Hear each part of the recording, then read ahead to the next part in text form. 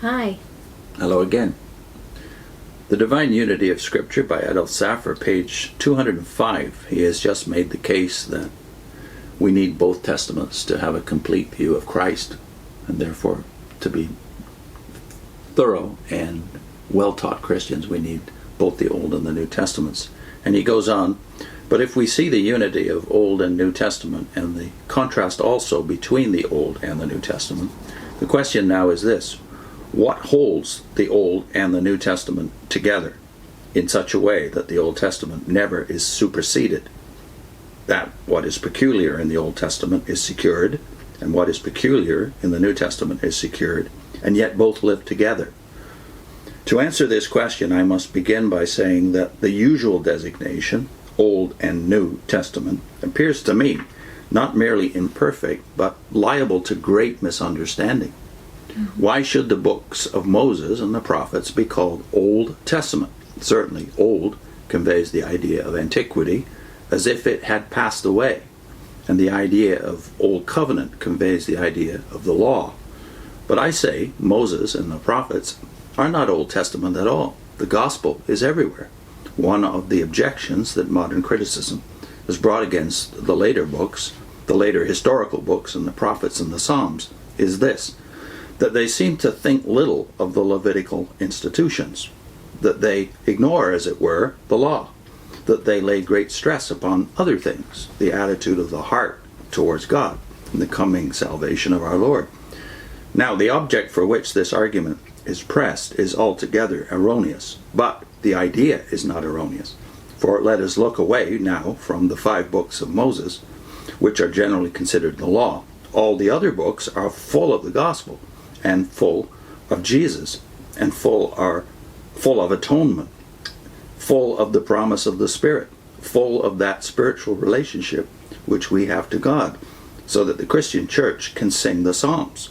There's nothing Levitical in the Psalms. Come we then to the 5 books of Moses. Show me the law in the book of Genesis. It is not there. There is no law there. Abraham believed God, and it was counted to him for righteousness. And he says, I am the Lord. I left that part off. I am the Lord, walk thou before me. And in the book of Deuteronomy, there is given what the apostle states: the law is spiritual. Deuteronomy sums up the whole in this: thou shalt love the Lord with all thy heart, and thou shalt love thy neighbor as thyself.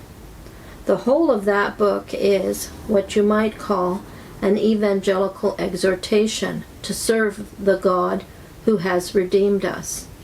There remain Exodus, Leviticus, and Numbers. Well, what about Exodus? It is gospel throughout. Why did God bring Israel out of Egypt?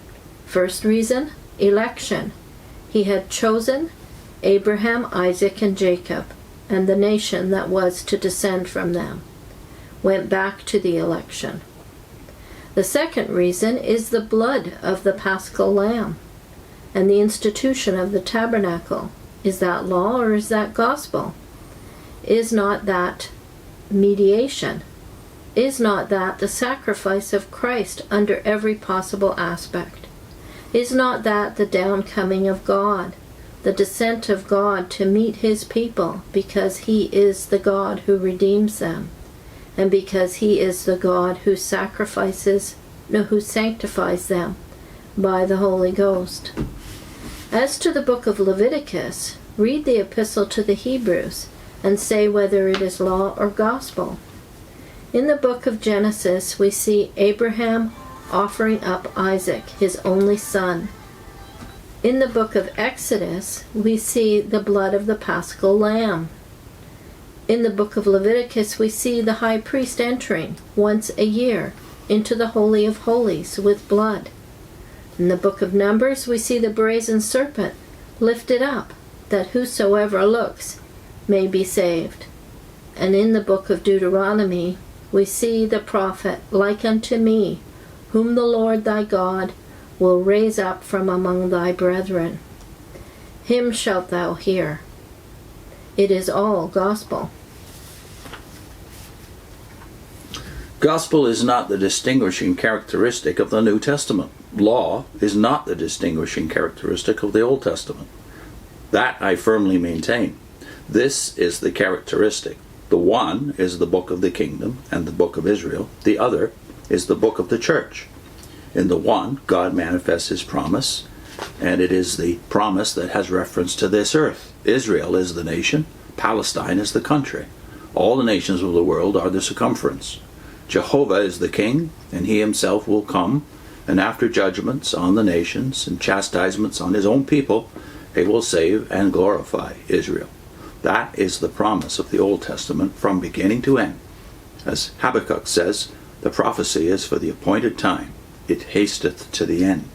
Literally, it pointeth to the end. Though it tarry, wait for it. It will not disappoint, but it will surely come.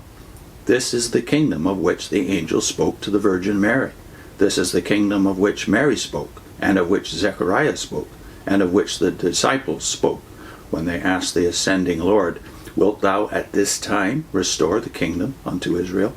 It is the book of the kingdom. It is the book of Israel, and during the present dispensation, the book, as it were, still belongs to Israel, and also belongs to the church that is waiting for its fulfillment.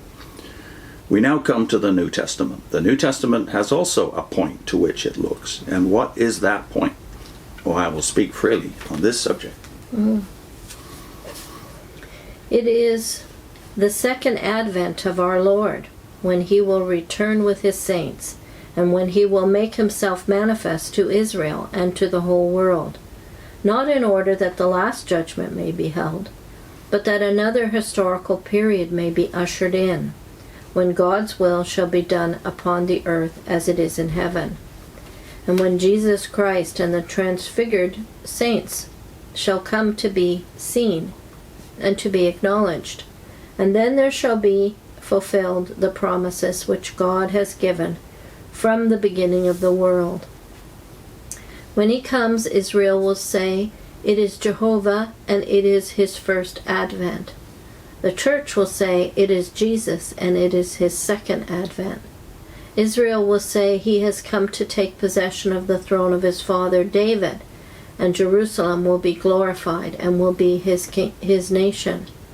And the church will say, He is glorified in the saints and admired in all them that believe. And we, who he has redeemed with his blood, shall reign with him on the earth. This is what all the apostles taught, and taught constantly. Scarcely are the Thessalonians converted from idolatry before the apostles teach them to wait for the coming of God's Son from heaven. There is no summary given in the apostolic epistles of which we believe that does not bring in the blessed hope, the glorious appearing. Notice the expression of the great God and our Savior, Jesus Christ. Purposely, the expression is the Jehovah who will appear unto Israel. It is Jesus who appears with the church, the same thing, the great God and our Savior, Jesus Christ. And the angel explained it to the disciples. This same Jesus shall so come. It is the next thing which is to happen. He has left you, and the next thing that is to happen is that he will return. Now I will confirm it, and if there be any here who are in doubt on the subject, he's giving a lecture here, do I beg of you, consider it. Take now the position of the apostles. They were told to go into all the world and to evangelize. Israel was without the knowledge of the Messiah. The nations were sunk in ignorance and idolatry. The whole field was before them. Why do they trouble about the end? Have they not plenty to do? Many people tell us, do not speak to us of the second advent. It is for us to missionize and to convert the world. Nobody objects to your converting the world if you can do it. Why is it that these apostles who are just beginning their work do not say to the congregations, only wait? It is quite true that now the majority is against us, but century after century, that will change. Christianity will leaven the world. They don't say that, though, as Saphir is pointing out. Leaven is never used in a good sense, but always in a bad sense. Christianity will leaven the whole world and bring all civilization and knowledge and art into its sphere. Well, that's the confidence of what used to be called, or still is called, postmillennialism. The doctrine of progress is tied to that doctrine of postmillennialism. No, but what they say to their congregations is this: the mystery of iniquity has already begun to manifest itself. Little children, it is the last time. Hasten to the coming of the Lord Jesus, knowing that the last time shall be perilous times, and we wait for our Lord himself to come and establish his kingdom. There's the whole difference in that last paragraph between the postmillennial and amillennial views and the premillennial, which has been called, with some justification, pessimistic about the modern world. That is the era, what we call the era of grace, or the era of the church. Is the church to convert the world? Well, that idea tends to derive from one or two parables, right? Like the parable of the mustard seed and the parable of the leaven and the dough. But obviously Saphir, being a Jew who is converted to Christianity, does not buy this. The church is not intended to convert the world. It's intended to take the gospel, the Old Testament gospel, as he puts it here, to the entire world. He sees the continuity between what the Old Testament is teaching and what the New Testament teaches. So it made me think of my Hope series, that continuity. Yeah. That's probably worth looking at if you're interested in this. But if you want more information about the difference between these three basic views of the kingdom and prophecy, we've done a whole series on this, 7 videos, starting with the one I'm going to link. Merrill Tenney on the proper interpretation of Revelation. The book is actually called Interpreting Revelation. 7 videos that are linked. See you next time.